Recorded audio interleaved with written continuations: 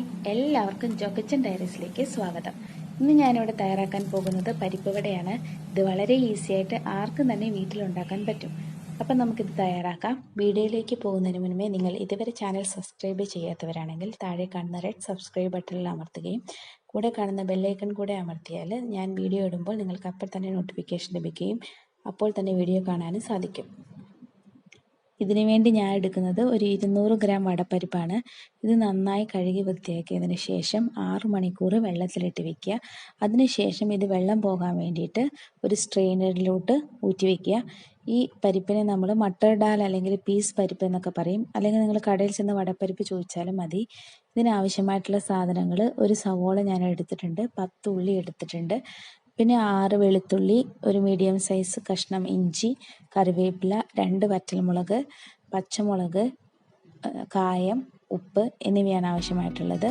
ഇനി നമുക്ക് ഈ എടുത്തു വെച്ച സാധനങ്ങളെല്ലാം നന്നായിട്ട് കൊത്തിയരിയുക. എത്രയും ചെറുതാക്കി കൊത്തിയരിയാൻ പറ്റുമോ അത്രയും ചെറുതാക്കി കൊത്തിയരിയുക. ഇപ്പം ഇതിന് വേണ്ടിയിട്ട് ഉള്ളിയും സവോളയും രണ്ടും കൂടെ മിക്സ് ചെയ്തെടുക്കണമെന്ന് നിർബന്ധമൊന്നുമില്ല. ഒന്നുമില്ലെങ്കിൽ നിങ്ങൾക്ക് സവോള മാത്രമായിട്ട് എടുക്കാം. ഒരു മീഡിയം സൈസ് സവോള എടുത്താൽ മതി. അല്ലെങ്കിൽ ഇതിലേക്ക് ഉള്ളി മാത്രമായിട്ട് വേണമെങ്കിലും ചേർക്കാം.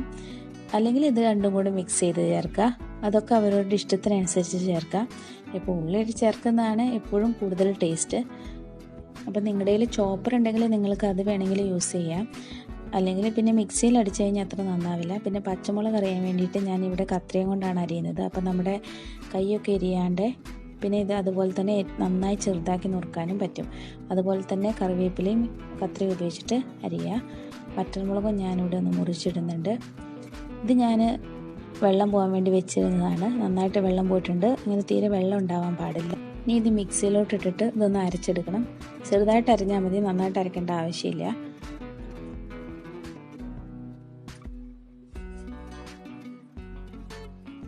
കണ്ടോ, നമ്മളിങ്ങനെ പിടിക്കുമ്പോൾ അതിങ്ങനെ പിടിക്കാൻ പറ്റണം. ആ ഒരു രീതിക്ക് വേണം അന്ന് അരച്ചെടുക്കാൻ വേണ്ടിയിട്ട്. ഇത് നമുക്കൊരു പാത്രത്തിലേക്ക് ഇട്ട് കൊടുക്കാം. ഇപ്പം ചിലതൊക്കെ അരയാണ്ടൊക്കെ ഉണ്ടാവും, അത് കുഴപ്പമില്ല. ഇതുപോലെ തന്നെ നമുക്ക് ബാക്കിയുള്ള ഇതും പരിപ്പും ഇതിനകത്ത് ഇട്ട് കൊടുത്തിട്ട് അരച്ചെടുക്കുക. ഇതിലേക്ക് ഞാൻ നേരത്തെ മുറിച്ച് വെച്ച വറ്റൽമുളകും കൂടി ചേർത്ത് കൊടുക്കുന്നുണ്ട്. ഇപ്പോൾ അതെല്ലാം അരച്ചെടുത്തിട്ടുണ്ട്. അപ്പോൾ നേരത്തെ നമ്മൾ അരിഞ്ഞു വെച്ചിട്ടുള്ള സവോളയും വെളുത്തുള്ളി ഇഞ്ചി എല്ലാം കൂടെ ഇതിനകത്ത് ചേർത്ത് കൊടുക്കുക. ഇതിലേക്ക് ഞാനൊരു 3/4 ടീസ്പൂണോളം കോൺഫ്ലവർ ചേർത്ത് കൊടുക്കുന്നുണ്ട്. പിന്നെ ഒരു 1/4 ടീസ്പൂൺ കായപ്പൊടി ചേർക്കുന്നുണ്ട്. പിന്നെ ആവശ്യത്തിന് ഉപ്പും ചേർക്കുക. എന്നിട്ട് ഇതെല്ലാം കൂടി നന്നായിട്ട് മിക്സ് ചെയ്യുക. ഇപ്പോൾ കോൺഫ്ലവർ ചേർക്കണമെന്ന് നിർബന്ധമില്ല. ഇത് നന്നായിട്ട് പിടിക്കുമ്പോൾ നന്നായിട്ട് ഇരിക്കാൻ വേണ്ടിയിട്ടാണ് ഞാൻ കുറച്ച് കോൺഫ്ലവർ ചേർത്തിട്ടുള്ളത്. അപ്പോൾ നിങ്ങൾക്ക് താല്പര്യമില്ലേ ചേർക്കണ്ട. ഇതിന് ചെറിയ ഉരുളകളാക്കിയതിന് ശേഷം കയ്യിലിങ്ങനെ വെച്ചിട്ട് ഒന്ന് അമർത്തി കൊടുക്കുക. പിന്നെ സൈഡ് ഒന്ന് ഇങ്ങനെ പിടിച്ച് കഴിഞ്ഞാൽ ഇപ്പോൾ ഇത് കട്ട്ലേറ്റ് പോലെയുണ്ട്. അതുകൊണ്ട് നമുക്ക് സൈഡ് ഒന്ന് നന്നായിട്ട് അമർത്തി കൊടുക്കണം. കണ്ടോ, ഇപ്പം നല്ല പരിപ്പ് വടയുടെ ഷേപ്പ് വന്നിട്ടുണ്ട്. ഇനി ഒന്നും കൂടെ ഞാൻ ഇതുപോലെ ഉണ്ടാക്കി കാണിച്ചു തരാം. ഇപ്പം നിങ്ങൾക്ക് കൂടുതൽ ക്രിസ്പി ആയിട്ടാണ് വേണ്ടെങ്കിൽ ഇത്ര കട്ടിയിൽ പരത്തണ്ട, കുറച്ച് കനം കുറച്ച് പരത്തിയാൽ മതി. ഇങ്ങനെ പരത്തുമ്പോൾ ആണെങ്കിൽ ഇതിൻ്റെ പുറം നല്ല ക്രിസ്പിയും ഉള്ളിൽ കുറച്ചിങ്ങനെ നല്ല സോഫ്റ്റായിട്ടുണ്ടാവും. അപ്പോൾ ഇങ്ങനെ താല്പര്യമുള്ളവർ ഇങ്ങനെ പരത്തുക. അരിയൊക്കെ നന്നായിട്ട് ഇങ്ങനെ വിട്ടുപോയതൊക്കെ നന്നായിട്ട് ഇങ്ങനെ അമർത്തി കൊടുക്കുക. അപ്പോൾ ഇതിൻ്റെ ടേസ്റ്റ് നോക്കിയിട്ട് വേണം ഇങ്ങനെ പരത്താൻ വേണ്ടിയിട്ട്. ഇപ്പോൾ എരിവൊക്കെ വേണമെങ്കിൽ നിങ്ങളുടെ എരിവിനനുസരിച്ച് ചേർക്കുക. ഇപ്പം ഞാനിങ്ങനെ പാൻ ചൂടാവാൻ എണ്ണ ഒഴിച്ച് ചൂടാവാൻ വെച്ചിട്ടുണ്ട്. അത് നന്നായിട്ട് ചൂടായിട്ടുണ്ടോ എന്ന് അറിയാൻ വേണ്ടിയിട്ട് ചെറിയൊരു പീസ് അതിലേക്ക് ഇട്ട് കൊടുക്കുക. നന്നായിട്ട് ചൂടായിട്ടുണ്ട്. അപ്പം നമുക്ക് നേരത്തെ തയ്യാറാക്കി വെച്ചിട്ടുള്ള പരിപ്പ് വടയെല്ലാം അതിനാക്കി ഇട്ട് കൊടുക്കാം. അപ്പം നിങ്ങളിതിൽ ശ്രദ്ധിക്കേണ്ട കാര്യം, നമ്മൾ ഇടുന്ന സമയത്ത് തീ ഒരു മീഡിയം ഫ്ലെയിമിൽ വേണം. ഇട്ടതിന് ശേഷം തീ ലോ ഫ്ലെയിമിലോട്ടാക്കുക. അല്ലെങ്കിൽ ഇതിൻ്റെ ഉള്ളൊക്കെ വേകാണ്ട് പോകും. അതുകൊണ്ടാണ് നമ്മൾ ലോ ഫ്ലെയിമിൽ വെച്ചിട്ട് നമ്മളിത് വറുത്തെടുക്കുന്നത്. പിന്നെ ഇടയ്ക്കിടയ്ക്ക് ഇത് മറിച്ചിട്ട് കൊടുക്കുക.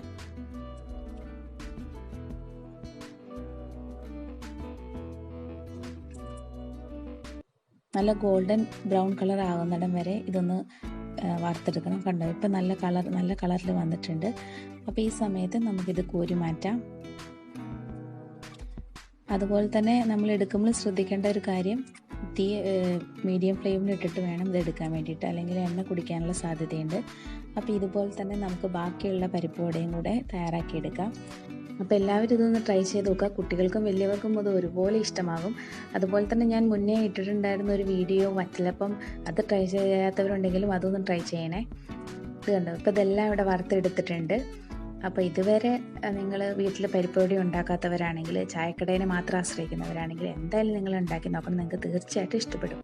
ഇത് സഞ്ജു തയ്യാറാക്കിയ ചക്കക്കുരുലിടുവാണ്. എൻ്റെ ഏതെങ്കിലും വിഭവം ഇതുപോലെ നിങ്ങൾ തയ്യാറാക്കിയിട്ടുണ്ടെങ്കിൽ നിങ്ങൾ ഫോട്ടോ എടുത്ത് എൻ്റെ മെയിൽ ഐ ഡിയിലേക്ക് അയച്ചു തരിക. മെയിൽ ഐ ഡി ഞാൻ ഡിസ്ക്രിപ്ഷൻ ബോക്സിൽ കൊടുക്കുന്നുണ്ട്.